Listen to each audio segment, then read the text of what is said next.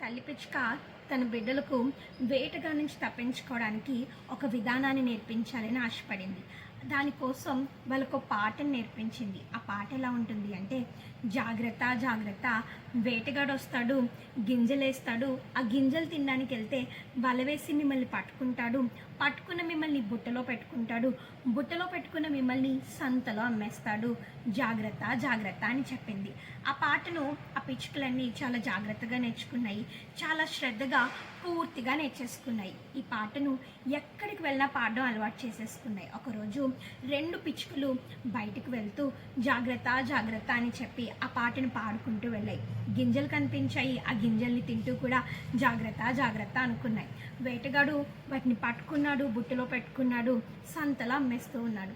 అప్పటికి కూడా ఈ పిచ్చుకలు జాగ్రత్త జాగ్రత్త అని చెప్పి పాడుతూ ఉన్నాయి. ఆ పిచ్చుకల జ్ఞానాన్ని చూస్తే నవ్వొస్తుంది కదండి. పాపం చేయు ప్రతివాడు అపవాది సంబంధి. దేవుణ్ణి ప్రేమించడం అనగా ఆయన ఆజ్ఞను అనుసరించి నడుచుకోవడమే. గాఢాంధకారపు లోయలో సంచరించినను ఏ అపాయమునకు నేను భయపడను. చిన్నప్పటి నుండి భయపడను అని చెప్తూనే అయ్యో నా జీవితం ఎలా ఉంటుందో, రేపు ఎలా ఉంటుందో అని చెప్పి భయాలకు బానిసలుగా ఉండిపోతూ ఉన్నామేమో. పాపం జోలికి వెళ్ళను అని అనుకుంటూనే ఆ పాపంలో బందీలుగా ఉండిపోతూ ఉన్నాము.